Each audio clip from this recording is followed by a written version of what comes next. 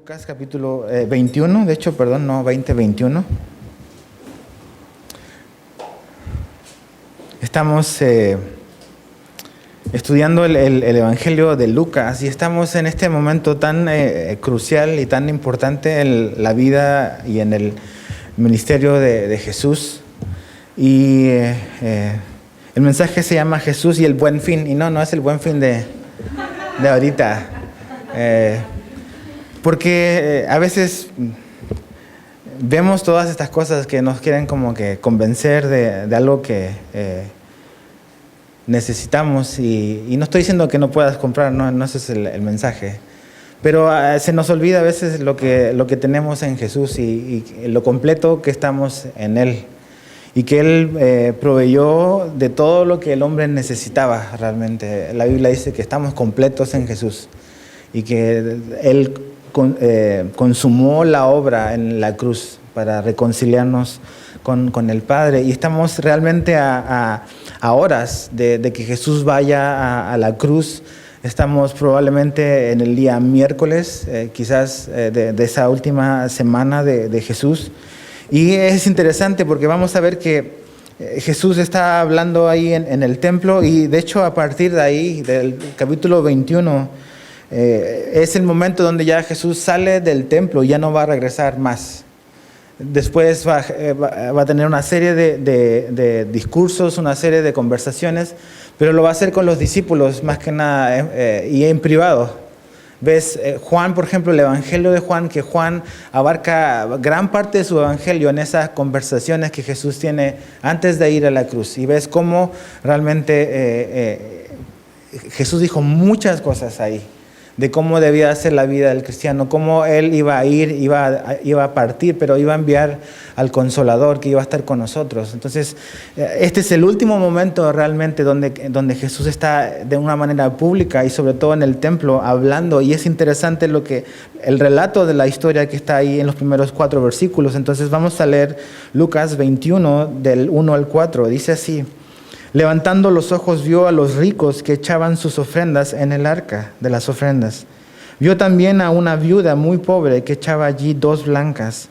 Y dijo: en verdad os digo que esta viuda pobre echó más que todos, porque todos aquellos echaron para las ofrendas de Dios de lo que les sobra, mas esta de su pobreza echó todo el sustento que tenía.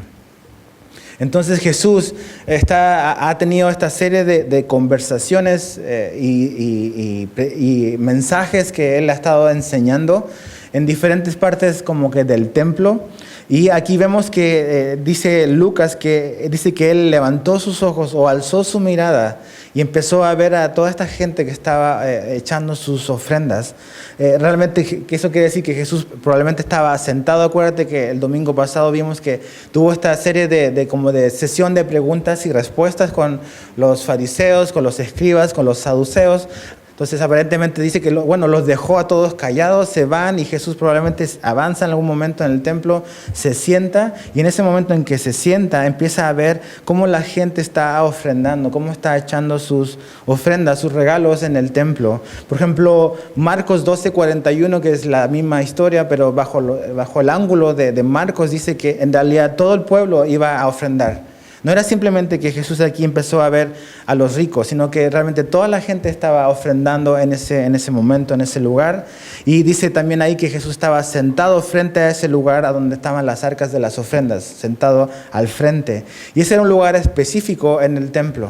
Y este lugar era un lugar donde habían como 13 trompetas, o sea, como cestas con forma de trompetas, donde la gente pasaba y aventaba o echaba lo que iba a ofrendar. Era un lugar específico dentro del templo y estaba ubicado dentro de un patio que se llamaba el atrio de las mujeres.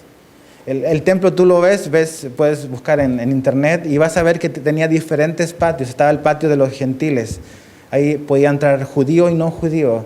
Estaba el patio de las mujeres, donde entraban hombres y mujeres. Y después estaba el patio de los sacerdotes, o el patio de Israel, donde solamente entraban ya los hombres. Entonces, este lugar de las ofrendas estaba en el patio de las mujeres, en el atrio de las mujeres, y la gente echaba y ofrendaba ahí. Y es interesante porque Jesús está ahí sentado y está mirando. Y te imaginas así como que aquí está Jesús con nosotros y terminamos la reunión y Jesús está sentado al lado de la caja azul, mirándonos. Dices, o sea, sí Jesús está pendiente de eso, sí está pendiente de eso. Está muy pendiente de lo que damos.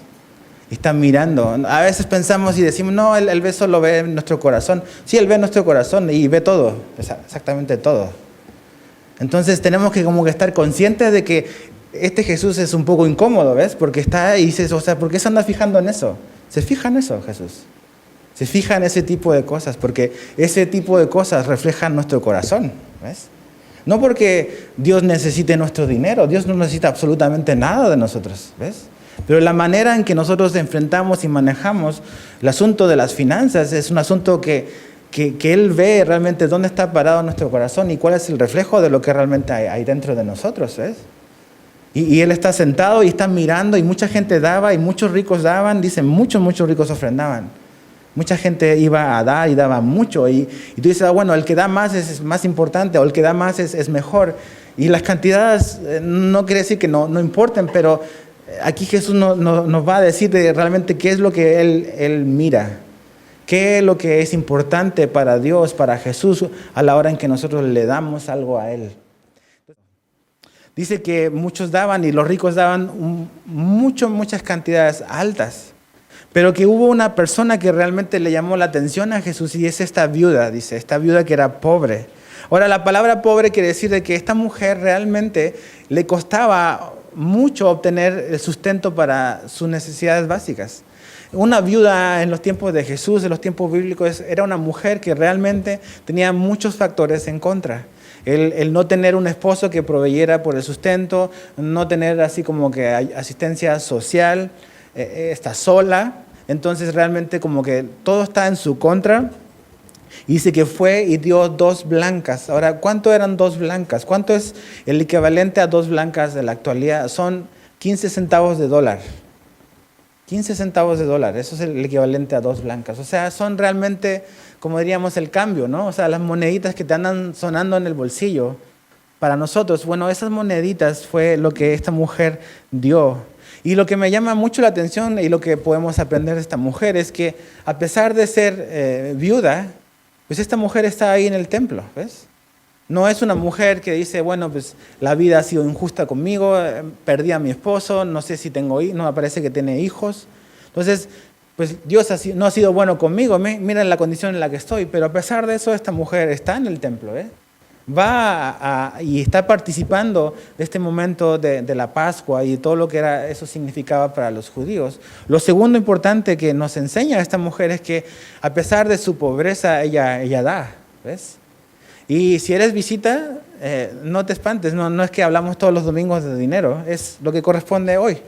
Y eso es lo bueno cuando vas verso por verso, porque no te puedes brincar los temas incómodos y tienes que enseñarlos cuando corresponden. Entonces, esta mujer dice que da a pesar de su pobreza. Y eso es algo que tira por el suelo todo este concepto que a veces tenemos nosotros de que si no tengo o si tengo poco, pues no doy. O sea, ves en la Biblia que realmente Pablo habla de que todos realmente tenemos el privilegio de dar. Y que al dar no es algo que Dios necesite de nosotros, lo que nosotros damos. A través del dar, Dios nos está enseñando a depender y a confiar de Él, a ser desprendidos, a que esas cosas, las cosas materiales, no tengan control y dominio de nuestra vida. Dios no necesita lo absoluto, nada de nosotros. Nada. Pero Él ve esas cosas, ¿ves? Él también ve esas cosas. Ve cómo damos, ve cuánto damos. Él lo sabe absolutamente todo. Y esta mujer, a pesar de todos los obstáculos e impedimentos que tenía, va y da. Ahora, es curioso porque Jesús dice, fíjate en el verso 3, hace como que una afirmación que debe haber llamado mucho la atención a los que le oyeron. Dice, en verdad os digo que esta viuda pobre echó más que todos. O sea, imagínate toda la gente que estaba ahí ofrendando y Jesús dice, ella dio más que todos, o sea, más que todos juntos. ¿Cómo? Si dio 15 centavos de dólares, ¿cómo va a dar más que todos? O sea, ¿en qué se fija Jesús? Y aquí empezamos a ver que realmente el parámetro y el estándar que Jesús ve es muy diferente a los estándares y los parámetros que nosotros tenemos. A veces pensamos que el volumen es lo que más le importa a Dios, pero realmente no es eso. ¿Por qué? Porque dice que los ricos en su abundancia dieron de lo que les sobraba. O sea, los ricos a los cuales Jesús habla, de los cuales Jesús habla, era gente que le abundaba o sobreabundaba mucho, tenía muchas cosas excedentes. Y realmente dice, ni siquiera dice que los ricos dieron todo lo que les sobraba, sino que dice que dieron de lo que les sobraba. O sea, no es que todo lo que les sobró se lo dieron a Dios, sino que de eso que les sobró dieron una parte nada más. No sabemos cuánto. Pero que la viuda de la pobreza o de su pobreza dio todo el sustento que tenía de su vida. La palabra pobreza quiere decir déficit, carencia. O sea, esta mujer tenía muchas carencias, obviamente. Pero a pesar de todas sus carencias y de todo el déficit que podía tener quizás económicamente, pues ella dice todo el sustento. Y la palabra sustento es la palabra donde viene la palabra biología, bios, que quiere decir vida. Todo lo que ella necesitaba para sostener su vida ese día, biológicamente o de la vida en sí, ella lo entregó y lo dio ese día para Dios. Y sabes que eso es importante y eso es lo que ve Jesús. No se trata tanto de un asunto de cuánto doy como de cantidad, sino lo que Dios ve, lo que Jesús ve es cuánto significa o cuánto me costó eso que yo estoy dando para Él. Estos hombres ricos dieron bastante más que la mujer, pero lo que ellos estaban dando no les costaba lo absoluto. O sea, no les dolía lo que estaban dando.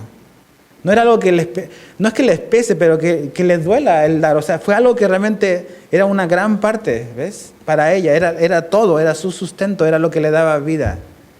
Y fue eso lo que robó la mirada de Jesús, ¿ves? Hay miles de personas y miles dando quizás grandes cantidades de dinero, pero ¿quién es la que roba la mirada de Jesús? Es una mujer que da todo su sustento. Que decide ese día, yo no voy a depender de lo que he puesto la confianza, sino que voy a dárselo y voy a depender en que Dios va a proveer por mí, en que Dios me va a sostener. Y eso es adoración, ¿ves? Eso es verdadera adoración y eso es lo que Jesús anda buscando. El dar debiese de costarnos algo. Debiese ser algo, por decirlo de una manera, como doloroso. O sea, que digas, o sea, esto había pensado en gastarlo para mí en esto, pero voy a negarme a mí mismo. Y no voy a confiar en eso, sino que voy a dárselo a Dios. Y eso es un acto de adoración pura. Cuando le damos a Dios algo que realmente a lo mejor podríamos haber destinado para otro, pero Él es más importante que cualquier cosa, e incluso que mí mismo, que satisfacerme a mí mismo, y se lo ofrezco a Él. Y eso es lo que a Jesús le agrada. No lo que no te cuesta nada, no las sobras.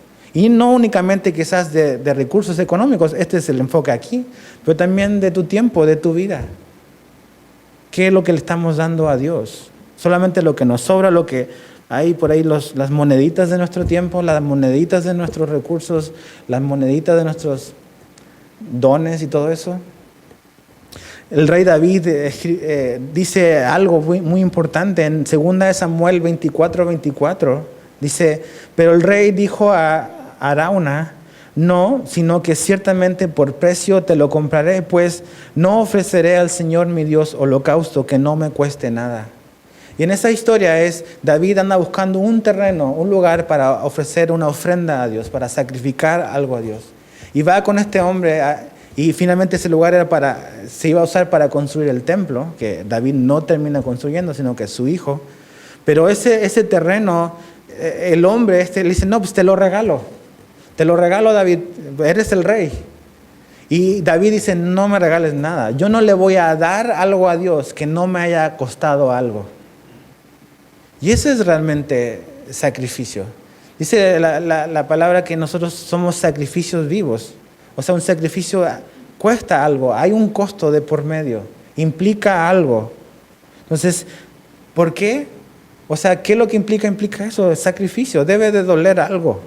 No debe ser así algo como que me es indiferente si lo doy o no lo doy. Si nos es indiferente lo que estamos dando, es que realmente no significa nada para nosotros. No significa nada. Es como, a veces pensamos que esto es como que pagar una cuota más como que de tu tarjeta de crédito. Y es como que pues es el pago mensual, ¿no? Y Dios no está interesado en un pago mensual, ¿ves? De hecho, Él no necesita tu dinero ni mi dinero. Pero lo que Él ve realmente es el corazón que hay detrás de eso. ¿Por qué lo estoy dando? El dar siempre es un reflejo del corazón. Es un indicador de dónde está nuestro corazón. Cómo manejamos nuestros recursos. Todos podemos decir un montón de cosas y cantar y levantar las manos, pero a la hora de poner nuestra mano en el bolsillo, eso va a indicar dónde estamos realmente en nuestra fe.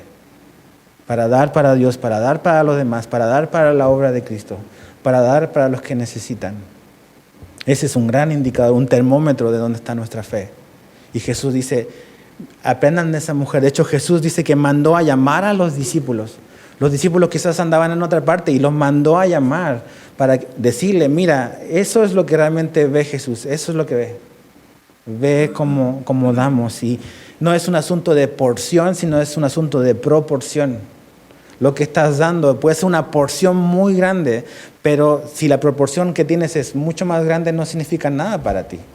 Puedes decir, yo voy a dar $1,000,000, pero si tienes $1,000,000 o $10,000,000, realmente no es nada en comparación a todo lo que tienes. Y puede ser mucho más que alguien más, que da menos.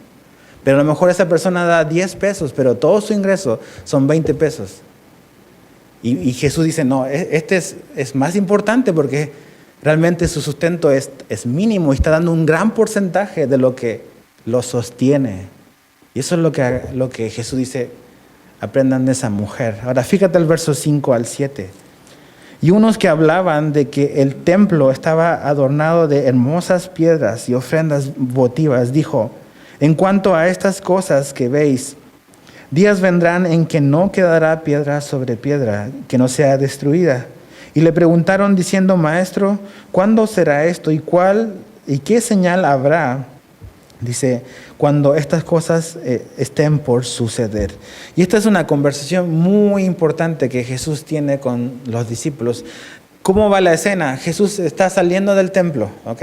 Va saliendo y el templo está justo frente al Monte de los Olivos. Está al frente, bajas y subes y ya estás ahí. 10 minutos como mucho. Y está ahí, dice que van avanzando y van rumbo al Monte de los Olivos. Y en ese transcurso como que empiezan a presumir como que toda la majestuosidad del templo. El templo de Jerusalén, el templo de los judíos, era algo increíblemente grande. Era una de las maravillas del tiempo de Herodes. Era algo que habían tardado 80 años en construirlo. Un proyecto de 80 años que ni siquiera Herodes pudo terminar. Herodes lo comenzó. Por ahí por el 19 antes de Cristo, Herodes, el que mandó a matar a los niños en los tiempos de Jesús, ¿se acuerdan? Él fue el que lo comenzó. Pero el templo se terminó por ahí por el 64 después de Cristo. Y después de casi 80 años estar construido, solo estuvo de pie 7 años, realmente. Cuando Jesús estaba caminando por ahí, todavía había muchas cosas que se estaban ampliando y se estaban haciendo, mejorando. El templo es conocido como el templo de Herodes, pero realmente Herodes no fue el que lo comenzó. Herodes fue el que lo amplió y el que lo modificó, pero el que lo inició fue un hombre llamado Zorobabel, que lo vimos cuando estudiamos el libro de Ageo. ¿Se acuerdan que no querían construir porque era como que poca cosa? Y estaban desanimados y Dios le dice, no, pónganse a chambear, háganlo. Y ese es el templo que Herodes agarró y lo llevó como que al segundo nivel. Ahora, era tan importante el templo porque el templo era como que la vida, ahí en el templo se hacía la vida social, política y religiosa de la nación de Israel. Era como el epicentro de Israel. Y Jesús está ahí, en el punto más importante para todos los judíos. Y empieza a hablar de esto de que el templo va a ser destruido. Y cuando tú hablabas de cosas malas en contra del templo, te podían juzgar por eso. Y empieza a decir que el templo va a ser destruido. Y tú dices, ¿cómo es posible que algo que ha sido dedicado a Dios va a ser destruido, va a ser derrumbado? Entonces eso me hacía pensar a mí y yo decía, a ver, ¿Jesús tiene permiso para desarmar algo en mi vida? Algo que tú dices, no más no, porque se lo dediqué a Dios, nunca lo va a desarmar. El templo fue dedicado a Dios y fue destruido. Y Dios lo permitió. O sea, hay cosas en tu vida que tú puedes decir, sí, Jesús, desármalas cuando tú quieras, aunque te las haya dedicado a ti. Me debe hacer pensar. Jesús, Él tiene unos propósitos, ¿ves? Y sus propósitos no son de plano los nuestros. Y hay cosas que no comprendemos y no logramos ver, pero imagínate, o sea, ellos estaban como que muy orgullosos de ese lugar. ¿De qué te sientes tan orgulloso? De lo que has logrado, de lo que has contribuido, ¿no? O sea, ellos decían, no, mira esas piedras, y mucha gente aportaba para construir eso. Habían piedras, ahora que fui, hay una piedra que mide como, ¿cuántos metros eran? Ya se me fue. 13 metros. Una pieza. 13 metros de ancho, 2,5 metros de alto. Una pieza. Una roca labrada de los cimientos del templo. Imagínate para mover eso. Imagínate el orgullo, la presunción de haber participado en una obra como esa. Y Jesús dice, no va a caer piedra sobre piedra. A veces como que nos sentimos muy orgullosos de las cosas que hemos hecho. Y Jesús dice, eso se va a derrumbar. ¿Dónde está tu confianza? ¿Ves? Jesús dijo que Él era más grande que el templo. Lo que se tardó 40 y tantos años en construir en la época de Jesús, Él dijo, yo lo voy a reedificar en 3 días. ¿Y estaba hablando de un edificio? No, estaba hablando de Él. Jesús es más grande que el templo. Y cualquier cosa que nosotros podamos hacer o ofrecer, Jesús es infinitamente superior a cualquier cosa que podamos sentir orgullo o presumir. Ahora, los discípulos le dicen, a ver, danos fechas, queremos fechas, ¿ves?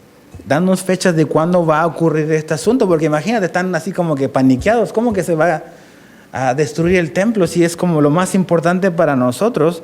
Entonces, ellos, ¿cuál idea tenían? Que Jesús iba a instaurar su reino luego, y que Dios iba a poner su reino y que iban a derrotar a los romanos. Entonces, Señor, danos fechas, queremos conocer fechas. ¿Fechas de qué? De la destrucción del templo.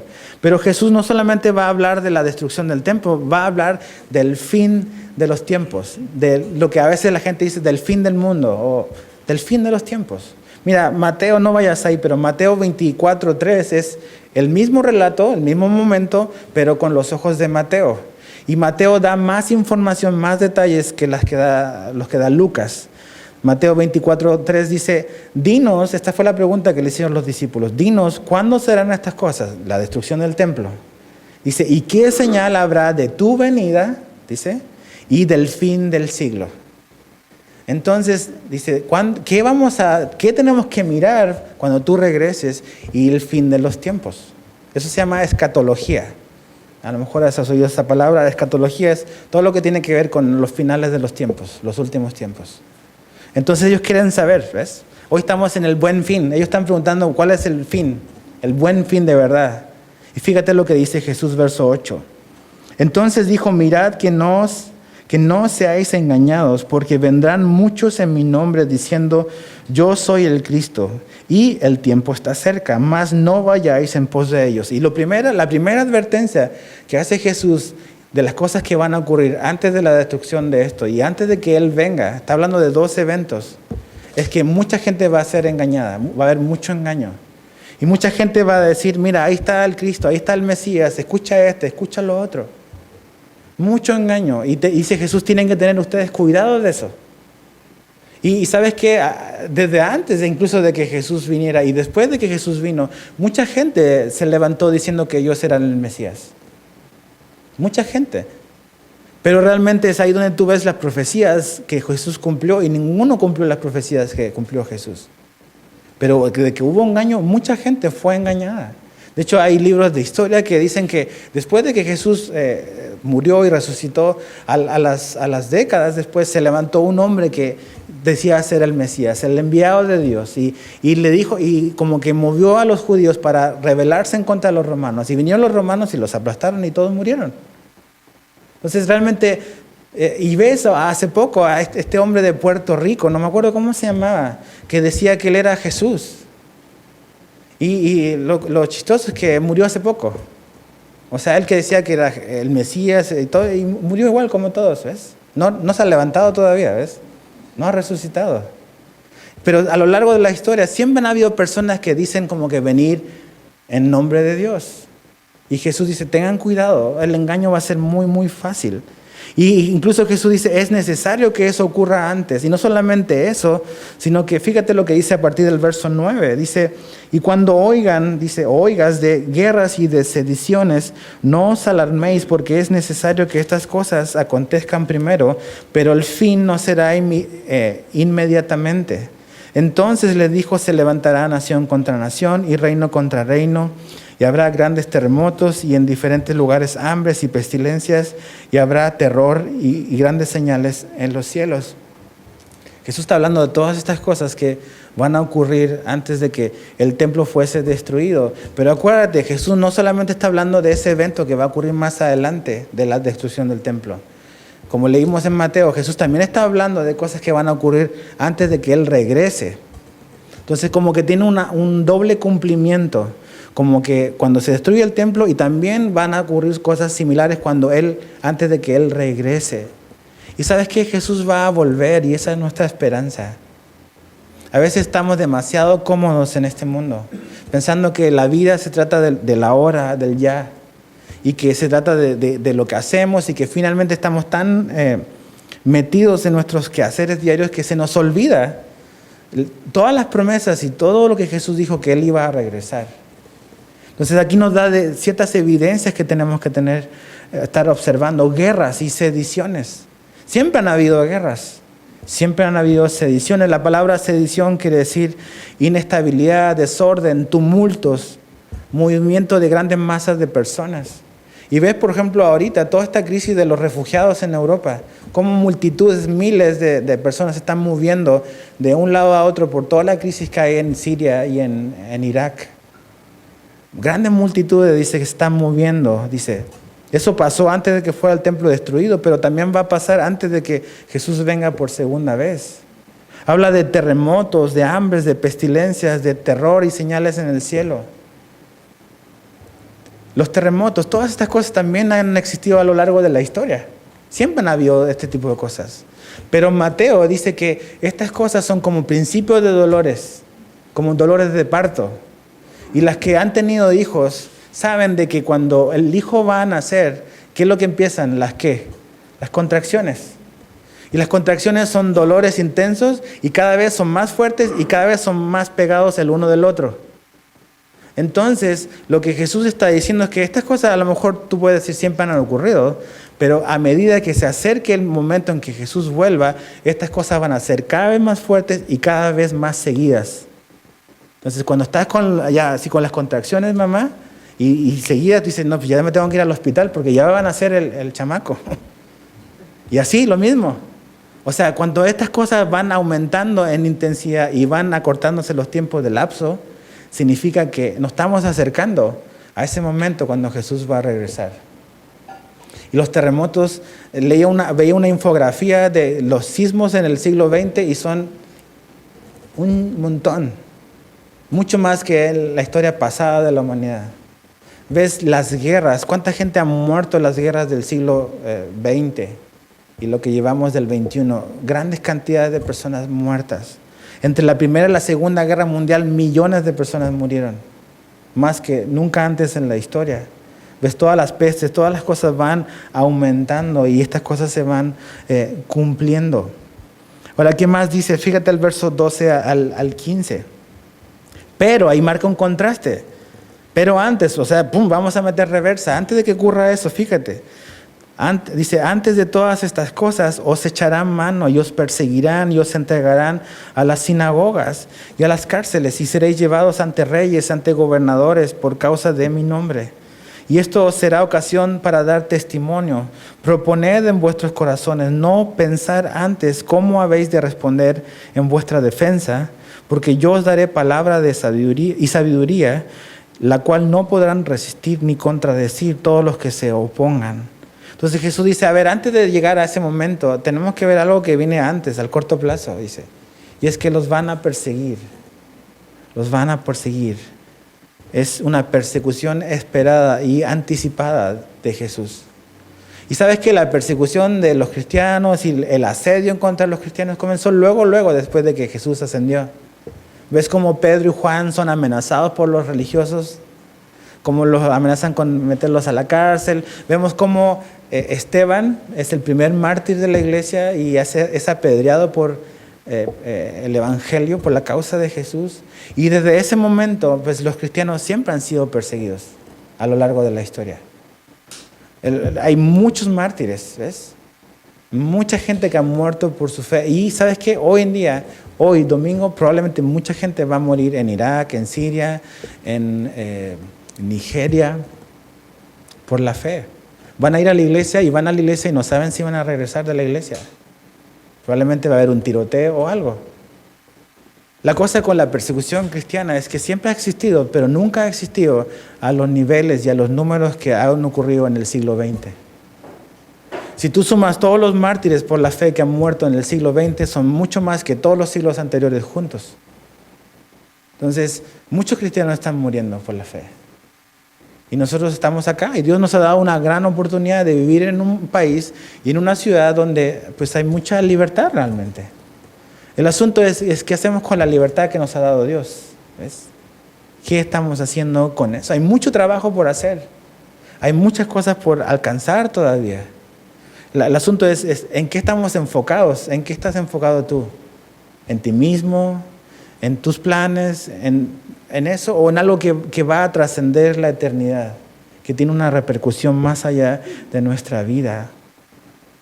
Pablo era perseguidor y se transformó en perseguido.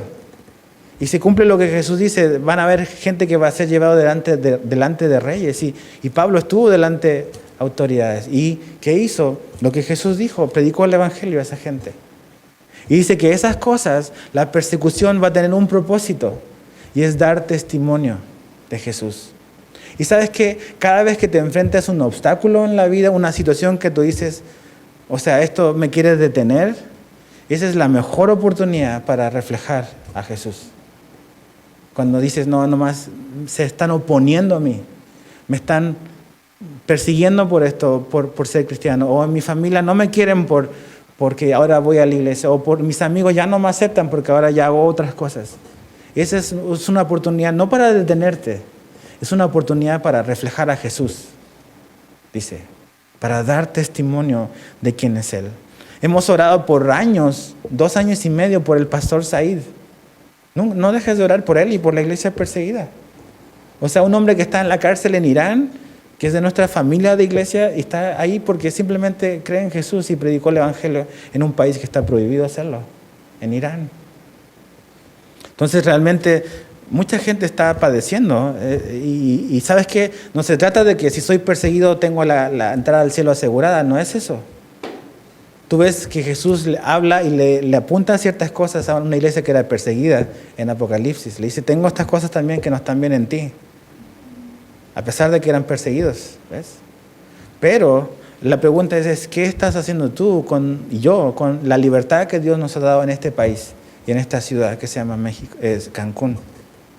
Es qué estamos haciendo por la causa del evangelio. Y no porque eso nos va a garantizar la entrada al cielo, es simplemente tenemos un gran privilegio de conocer a Jesús. Hay mucha gente que necesita oír de Jesús aquí afuera, saliendo hoy del domingo. Dios va a poner personas a tu lado para que comas con ellos, pero también para que les hables y para que le hablemos de Jesús. Ahora fíjate el 16 al 19. Dice, más seréis entregados aún por vuestros padres y hermanos y parientes y amigos, y matarán a algunos de vosotros, y seréis aborrecidos de todos por causa de mi nombre. Pero ni un cabello de vuestra cabeza perecerá. Con vuestra paciencia ganaréis vuestras almas. Va a ser tan difícil para ellos, iba a ser esta persecución, porque iba a venir incluso de una traición interna de sus propias familias. Y conozco personas aquí en la iglesia que todo su pasado, como que en su vida, ha sido de cierto grupo, ¿ves? Y se han hecho cristianos y han pasado cosas bien feas, que le han hecho no extraños, familia, ¿ves? Que porque ahora son cristianos y porque ahora van a la iglesia, pues ya sabes que... Y serios problemas, ¿ves? Y es doloroso es doloroso cuando alguien te anda persiguiendo y te dice cosas, pero es más doloroso cuando eso lo hace una familia, tus padres, tus hermanos, tus primos, tus hijos. Y Jesús dice, ¿sabes qué? Entre mismos sus propios familiares los van a entregar. Y tú ves en estos países donde el Islam está muy, muy fuerte, que cuando una persona se convierte, o sea, es terrible. O sea, ¿te fue bien si simplemente te desheredaron? O sea, realmente mucha gente muere. Simplemente por decir, yo soy cristiano. Yo creo en Jesús. Y Jesús dice, esto va a pasar con ustedes. Pero me gusta lo que dice, que a pesar de que pueden morir, dice, ni un cabello de ustedes perecerá. Y me encanta porque realmente Jesús pone las cosas en la perspectiva correcta. Podemos morir físicamente, pero perecer habla de perdernos por la eternidad. Esa es la idea de perecer, como de perdernos en la eternidad. Y a lo mejor esto de caminar con Jesús tiene cierto riesgo en unos países más que otros, pero finalmente nuestra seguridad y tu confianza es que la eternidad está asegurada para ti en Jesús, en la obra de Cristo. Versos 20 al 24 dice, pero cuando viereis, como que vuelve el asunto de Jerusalén, dice, cuando viereis a Jerusalén rodeada de ejércitos, sabed entonces que su destrucción ha llegado. Jesús está anticipando este evento que va a ocurrir, que iba a ocurrir para ellos. Entonces los que estén en Judea huyan a los montes, y los que en medio de ella váyanse, y los que estén en los campos no entren a ella, porque estos días son de retribución, para que se cumplan todas las cosas que están escritas. Mas hay de las que estén encintas y de las que críen en aquellos días, porque habrá gran calamidad en la tierra e ira sobre este pueblo, sobre el pueblo de Israel. Y caerán a filo de espada y serán llevados cautivos a todas las naciones, y Jerusalén será hollada por los gentiles hasta que los tiempos de los gentiles se cumplan. Entonces Jesús vuelve al asunto de la ciudad. ¿Se acuerdan el capítulo 19? Jesús, cuando llega a la ciudad, ¿qué es lo que hace? Llora. Porque sabe lo que viene para Jerusalén va a ser destruida. Y aquí vuelve a hablar, y Jesús habló de la destrucción del templo y habla de ese momento. Él está anticipando algo que viene un par de años después. Jesús sabe todas las cosas, ¿ves? Jesús estaba antes de que tú y yo existiéramos. Está ahora y va a estar después. Jesús es eterno. Y esa es nuestra confianza, que creemos en Jesús, que es Dios, que está en control de todas las cosas y nada lo sorprende. Escuchamos las noticias de lo que pasó en Francia y mucha gente tiene miedo, ¿ves? Y Jesús dice, no tengan miedo, se tiene que cumplir un montón de cosas. Pero cuando desconocemos las Escrituras y desconocemos lo que Jesús nos ha dicho, es fácil llenarse de miedo, es fácil de afanarnos, porque no entendemos los tiempos en los que estamos viviendo. Pero cuando ponemos atención a lo que Jesús nos dice y vemos que a pesar de que la situación está muy grave en un montón de partes, podemos tener la certeza de que Jesús está al control y Jesús sabe lo que viene y Jesús sabe lo que va a hacer. Y este Dios infinito e increíblemente grande se hizo hombre en Jesús y sabe todas las cosas y está en control de todas las cosas, y a pesar de eso ve a una viuda que echa un par de centavos, ¿ves? Es increíble que Dios sabe los tiempos, sabe todo, pero también sabe detalles de tu vida, como que tienes 15 centavos de dólares en tu bolsillo. O sea, a ese nivel de personal es nuestro Dios. Él nos conoce a la perfección. Y nuestra esperanza es esa, es que no sabemos cuál es el final de esta historia. Sabemos cuál es el final de esta historia. Es un buen final, es un buen fin. Ahí sí, para nosotros, los que hemos creído en Jesús. No es un buen fin para los que no creen en Jesús. Pero va marcando los tiempos. Esto va a ocurrir, esto va a ocurrir, esto va a ocurrir. Y tranquilos, dicen, no se afanen, no tengan miedo por eso. No se dejen engañar por eso. Ahora, aquí el 20 al 24 habla de la destrucción. ¿Qué ocurrió? ¿Cuándo ocurrió eso? Lee los libros de historia. El año 70 después de Cristo vino el general Tito, Vespasiano, un general romano enviado por Nerón para controlar la revuelta de los judíos. Los judíos se querían rebelar contra los romanos y Nerón manda a este general, y el general sitia la ciudad de Jerusalén, la tiene sitiada por 5 meses. Cuando finalmente Tito entra a la ciudad, él llegó con 4 legiones, con 60,000 hombres de soldados, ingenieros, de todo tipo de personas. Construyen terraplenes de tierra para subir hacia donde está la muralla, para poder penetrar los diferentes muros que tenía la ciudad. Cuando logran entrar, es una carnicería. En ese momento muere 1.1 millón de judíos ahí en un par de días. ¿Qué hacía Tito? Agarraba a prisioneros judíos y los crucificaba frente a la ciudad para que la gente tuviera terror. y crucificaba a 500 judíos diarios. Dice que no habían cruces disponibles. Estaban con desabasto de cruces. Esa era la muerte que hacían los romanos. Ahí murió Jesús. Imagínate, perverso. Por eso Jesús cuando ve a la ciudad se pone a llorar. ¿Ves? Dice, si nada más hubieses conocido que este era el día para salvarte, eso hubiese sido diferente. ¿Ves? Y llega Tito y hace todo esto y queman el templo. Queman la ciudad. Queman el templo. La historia es interesante porque dicen que Tito no quería quemar el templo. No lo quería quemar porque sabía lo que significaba.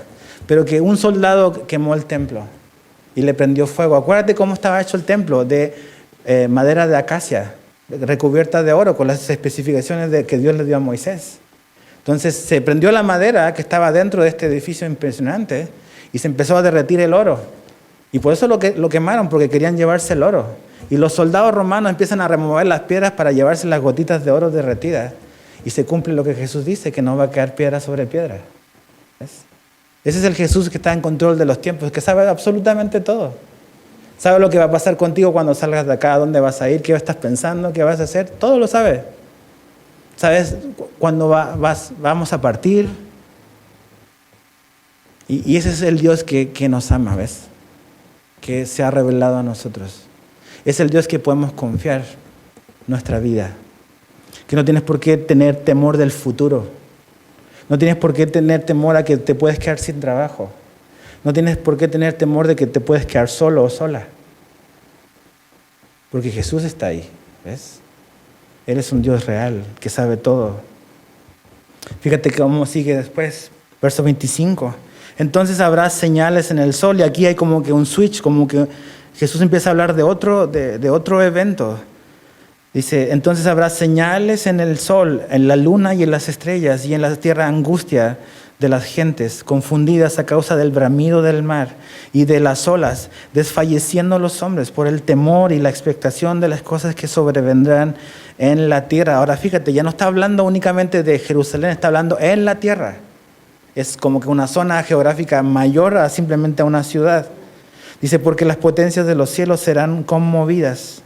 Entonces verán al Hijo del Hombre que vendrá en una nube con poder y gran gloria. Cuando estas cosas comiencen a suceder, erguíos y levantad vuestra cabeza, porque vuestra redención está cerca. Y lo que Jesús está hablando ahí ya es netamente, ok, Jesús, yo voy a regresar. ¿Ves? Y esa es nuestra esperanza. Ese es nuestro buen fin, nuestro buen final. Que no solamente que Jesús vino y nos dijo que estábamos separados de Él, no solamente Él solucionó para reconciliarnos con Él, sino que Él nos dice que Él va a regresar para tenernos con Él, por siempre. Y todos los tiempos Él los tiene medidos, perfectamente agendados por Él. Y dice, va a regresar, Él va a volver Jesús. Y fíjate el verso 25 y 26, habla de un momento en particular. No lo vamos a profundizar ahora, pero creemos que el versículo 25 y 26 es lo que aparece en el libro de Apocalipsis. En el libro de Apocalipsis menciona este evento, esta etapa en la vida de la tierra que se llama la Gran Tribulación, que es el momento de lo que va a ocurrir en un periodo de 7 años, donde dice que Dios va a derramar su ira sobre la tierra. ¿Tú crees que ahora está mala la cosa? Eso no va a estar bueno, no pinta bien nada eso. Y dice que Dios va a derramar su ira sobre esta tierra para juzgar a esta tierra rebelde en contra de Él. Muchas cosas van a ocurrir, es un periodo de 7 años espantoso. Ahora la pregunta es, ¿nosotros como cristianos vamos a estar ahí o no? Y creemos que no.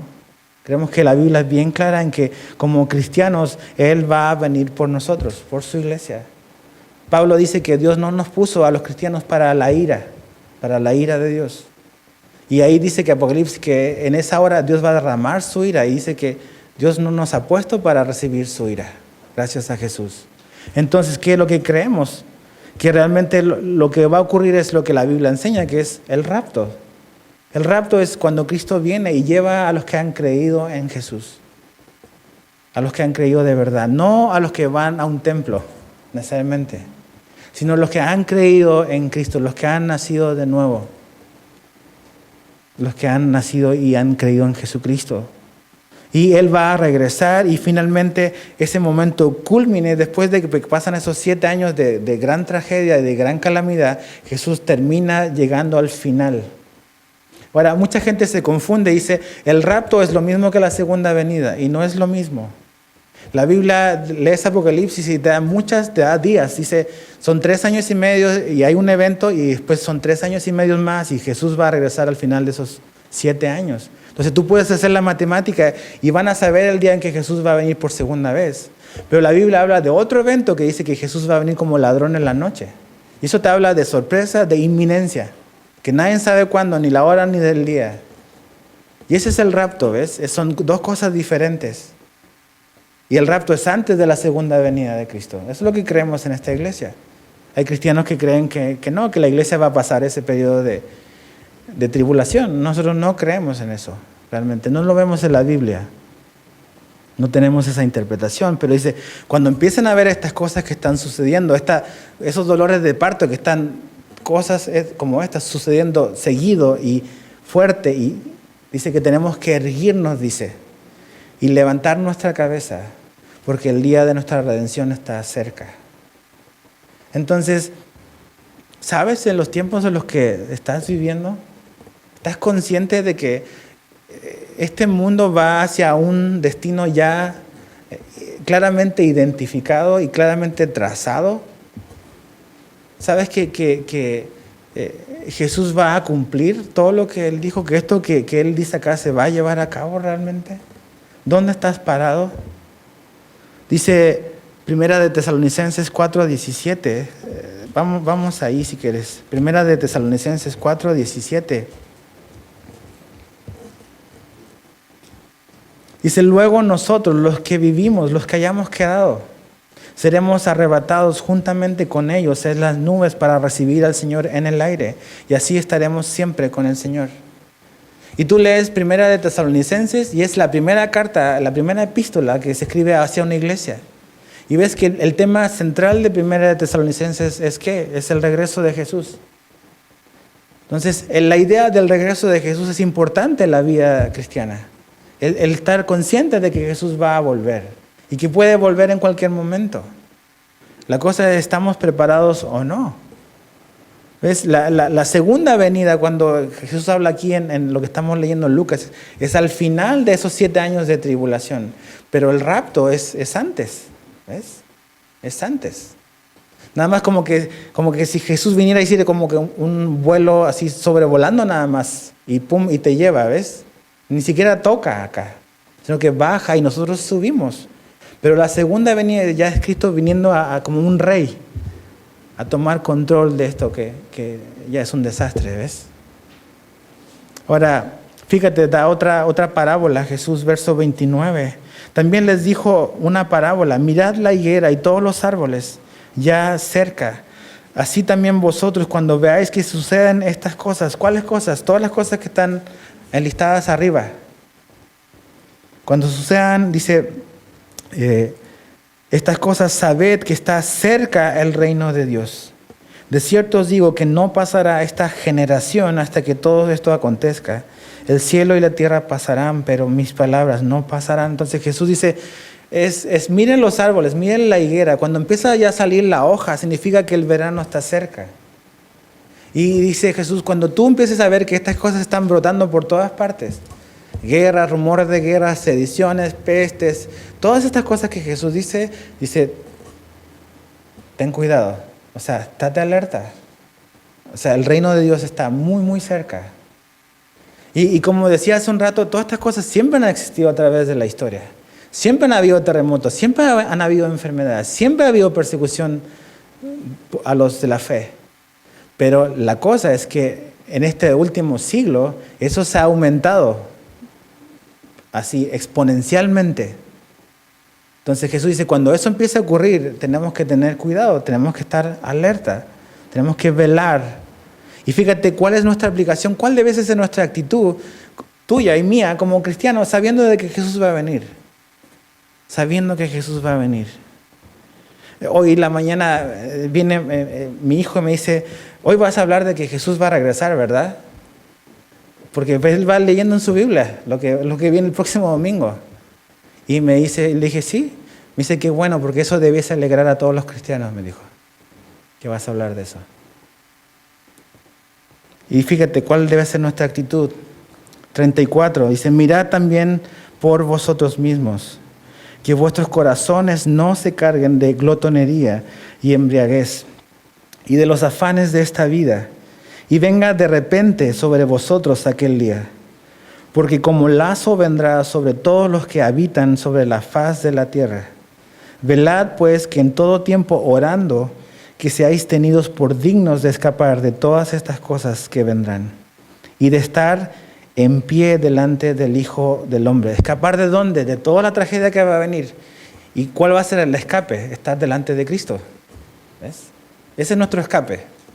Vamos a salir de acá, pero vamos a estar ¿dónde? Delante del Hijo del Hombre, dice. Entonces, aquí, Jesús nos da cosas específicas que tenemos que hacer. Ok, Jesús todavía no viene. Viene pronto probablemente, no sabemos cuándo. No podemos dejarnos engañar otra vez, como dice Jesús en un comienzo, de ya viene mañana. No nos dejemos engañar por eso. A veces como cristianos estamos más afanados y obsesionados con saber, por ejemplo, quién es el anticristo. La iglesia no espera al anticristo, la iglesia espera a Jesucristo. Estamos esperando a Jesús, no a otra cosa. Entonces tenemos que mantener la perspectiva en el lugar correcto. Pero Jesús dice cosas importantes. Dice, mirad, hay dos palabras importantes, mirad y velad. Mirad quiere decir estar alerta, esa es la palabra, estar alerta, estar atento. ¿Atento a qué? Dice, a cuidar nuestro corazón. ¿A cuidar nuestro corazón de qué? De glotonerías, de embriaguez y de los afanes. Tú dices, no, pues los borrachos no van a ir al cielo, eso es lo que dice la Biblia. Pero ¿sabes qué? ¿Y qué onda con los afanes en tu vida? ¿Estás preocupado y afanado por todas las cosas? ¿Estás afanado por tu trabajo? ¿Estás afanado por tus relaciones? ¿Estás afanado por pagar las deudas? Dice Jesús que tenemos que velar, tenemos que cuidar nuestro corazón de esas cosas. Esas cosas son precisamente las que nos hacen no estar alerta, estar enfocados en cosas que nos distraen de lo principal, que es vivir cada día para Jesús, vivir cada día aprovechando las oportunidades que Dios nos da para vivir para Él. Cuida tu corazón. Y glotonería no es simplemente la comida, es los deseos de la carne. O sea, cuidémonos de esas cosas, dice Jesús. Y después dice velar. Velar quiere decir mantenerse despierto. Quiere decir estar sin dormir. ¿Y cómo dice Jesús que nos vamos a mantener despiertos? Es con lo que muchos nos quedamos dormidos. Orando. Es la neta. Fíjate. Velad pues en todo tiempo orando. Y dices, con razón, pues estamos dormidos espirituales porque no estamos orando. Y Jesús dice, la herramienta o la oportunidad o como le quieras llamar, precisamente para no dormirnos espiritualmente, es lo que menos hacemos. No oramos. ¿Te das cuenta cuán importante es la vida de oración? Orando en todo tiempo. Entonces, hay muchas cosas que podemos hacer mientras Jesús no viene. Podemos orar por las circunstancias en tu familia, orar por la gente en tu familia que no conoce a Jesús, orar por tus hijos, orar por todo, orar por los tiempos en los que estamos viviendo. No solamente eso, mira, vamos a primera de Tesalonicenses 5 ahora. Ya estamos terminando. Primera de Tesalonicenses capítulo 5, verso 4 al 11.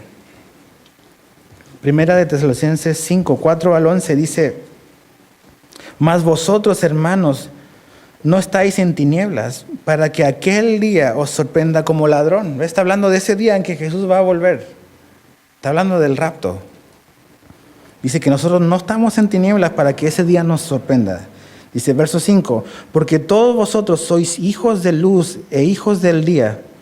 No somos de la noche ni de las tinieblas, por tanto no durmamos como los demás. No está hablando de la siesta, Está hablando de espiritualmente. Hay muchos cristianos que estamos dormidos. No entendemos, queremos descansar, desconectarnos y estamos durmiendo espiritualmente. Dice, no durmamos, dice, como los demás, sino velemos y seamos sobrios, pues los que duermen de noche duermen y los que se embriagan de noche se embriagan. ¿Te das cuenta que cuando no estás velando y no estás realmente en las cosas de Dios, estás perdiendo tu vida en otra cosa, viviendo para ti? Verso 8, pero nosotros que somos del día, seamos sobrios, habiéndonos vestido con la coraza de la fe. La fe es importante mientras esperamos. Dice, y de amor. Dice, y con la esperanza de salvación como yelmo. Porque no nos ha puesto Dios para ira, ¿ves? Dios nos ha puesto para pasar por la ira que va a derramarse en ese periodo, sino para alcanzar salvación por medio de nuestro Señor Jesucristo, quien murió por nosotros para que ya sea que velemos o que durmamos, vivamos juntamente con Él. Y ese durmamos está hablando de morir, ¿ok? No es que vamos a dormir físicamente. Vivamos juntamente con Él, dice, por lo cual animaos los unos a los otros y edificaos unos a otros, así como lo hacéis. Entonces, ¿qué podemos hacer mientras Jesús no viene? Esto. Dice, animémonos unos a otros. Por eso es importante cuando nos juntamos como iglesia. Yo podría llevar mi cristianismo desde mi casa y ver puras predicaciones en YouTube, ¿ves? Lo podría hacer y no está mal, ¿ves? Pero Jesús nos puso en una iglesia local porque lo necesitas. Porque tu hermano necesita de que tú le animes y tú necesitas que tu hermano te anime. Y en eso vamos a ocupar nuestro tiempo, dice Pablo, mientras esperamos que Cristo venga. ¿Qué más podemos hacer? Vamos a Hebreos capítulo 10. Hebreos 10, verso 23 al 25. Dice, mantengámonos firmes sin fluctuar la profesión de nuestra esperanza, porque fiel es el que prometió. Y fíjate, y considerémonos unos a otros para estimularnos al amor y a las buenas obras. Otra vez, nos estimulamos los unos a otros al amor y a las buenas obras. Por eso necesitas a tu hermano. No puedes decir, yo no necesito de la iglesia. Si tú piensas así, digo, ¿eres cristiano? O sea, no puedes llegar al punto donde digo, yo no necesito de la iglesia. Eso es lo único que fundó Cristo. No fundó un partido político, un club de fútbol, no. Un órgano vivo que se llama iglesia. Y tú estás y eres parte de eso. Jesús nos salva y te adopta como hijo, pero te pone en una familia. ¿Disfuncional? Claro que sí. Pero es una familia, ¿ok? Y Él es el papá. Entonces, mira el que está a tu lado, mira el que está atrás. Somos todos diferentes. Pues ¿sabes qué? Cristo derramó su sangre por cada uno de ellos. Y no tenemos que ser iguales para amarnos. No tenemos que ser iguales. Eso es lo increíble del cuerpo de Jesús, que hay diversidad. Pero nos necesitamos unos a otros. Fíjate, el verso 25, no dejando de congregarnos, como algunos tienen por costumbre, sino exhortándonos, y tanto más cuando veis que aquel día se acerca. ¿Qué dice ahí a lo que los cristianos del siglo XXI hacen mucho? Dejar de congregarse. Dice que precisamente porque Jesús viene pronto, no tenemos que dejar de congregarnos, sino que tenemos que estimularnos, animarnos los unos a los otros. Porque el Señor viene pronto, ¿ves? Y nos necesitamos los unos a los otros. Jesús no nos necesita, pero entre nosotros nos necesitamos. Entonces, eso es lo que tenemos que hacer. Y primera de Juan, el último. ¿Cómo debe de afectar a nuestra vida, nuestra perspectiva, la idea de que Jesús va a regresar? Primera de Juan 3:2. Amados, ahora somos hijos de Dios y aún no se ha manifestado lo que hemos de ser. Pero sabemos que cuando Él se manifieste, seremos semejantes a Él, porque le veremos tal como Él es. Y fíjate el verso 3. Y todo aquel que tiene esta esperanza en Él, ¿cuál esperanza? De ver a Jesús, de que un día vamos a estar con Él. ¿Qué es lo que hace? Se purifica a sí mismo, así como Él es puro. La esperanza de que Cristo va a venir tiene un efecto purificador en nuestra vida. Si tú no crees que Jesús viene mañana, tú vas a vivir como tú quieres. No tienes ninguna motivación para dejar tu pecado. No tienes ningún incentivo como para dejar de vivir tras de ti nada más. Pero si tú sabes, si tú crees que realmente Jesús viene pronto, dice, eso te va a purificar. Porque realmente vas a vivir tu vida realmente enfocado a lo que realmente es importante. Pero si dice, no, Jesús, ya mira, pasaron 2000 años y todavía no vuelve. Seguramente en 2000 años más vas a vivir súper relajado, perdiendo tu vida, perdiendo tu tiempo, perdiendo tus recursos, no enfocado a lo importante. Pero si tú sabes que Él viene y como Él prometió, realmente vivimos enfocados en lo importante, en lo eterno. Entonces, ¿qué vas a hacer? ¿Qué vas a decidir? ¿Vas a seguir viviendo para ti o vas a vivir para Jesús? ¿Ves? Todas las oportunidades que Dios te da, tu trabajo, tu familia, tus hijos, tu esposo, tu esposa, es una oportunidad que Dios te da para hacer algo que vaya a repercutir en la eternidad. Velo así. No significa que vamos a dejar nuestros trabajos y vamos a ir a encerrarnos a la montaña a esperar mientras Jesús viene. Eso hacen las sectas. Los cristianos, ¿qué es lo que hacemos? Vivimos en fuego por Jesús y salimos a hablar de Jesús a la gente que necesita esa esperanza también. ¿Ok? Señor, te damos gracias. Gracias por la esperanza que tenemos, porque esta vida es pasajera y Señor, gracias porque tú nos dijiste que estas cosas iban a ocurrir. Señor, vemos las tragedias, por ejemplo, como en Francia, vemos tragedias humanitarias en Europa, en África, en el Medio Oriente, vemos situaciones en nuestro propio continente, Señor, y a lo mejor no podemos hacer nada realmente en esos lugares, pero podemos orar. Pero, señores, ¿qué estamos haciendo con el día a día que tú nos has dado aquí en Cancún, México? Aquí sí podemos hacer una diferencia. Aquí sí podemos ser tus manos, tus brazos. Entonces, Señor, despiértanos, porque estamos dormidos, quizás muchos, adormecidos por las prioridades, los deseos de este mundo, por nuestros deseos, por nuestros planes y por lo que yo quiero y hemos perdido la perspectiva de que la eternidad y esa eternidad contigo y el tiempo limitado que quizás tenemos es lo que realmente cuenta. Te damos gracias porque nada de lo que nosotros hacemos es para ganarnos la salvación. Tú la hiciste por nosotros en la cruz, pero teniendo salvación tan grande, ¿qué estamos haciendo respecto a eso? A los que no la tienen. Entonces, Señor, ayúdanos a ser testigos tuyos donde quiera que vayamos.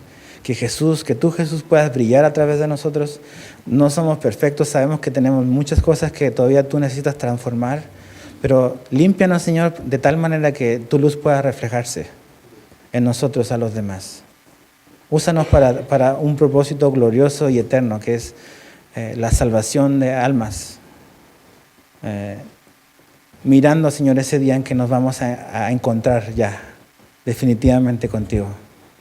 Gracias porque esa es nuestra esperanza y ese es nuestro buen final, que tú vas a venir y tú vas a venir por nosotros. Entonces, gracias, Señor, te damos y te agradecemos por tu gran amor. En el nombre de Jesús. Amén.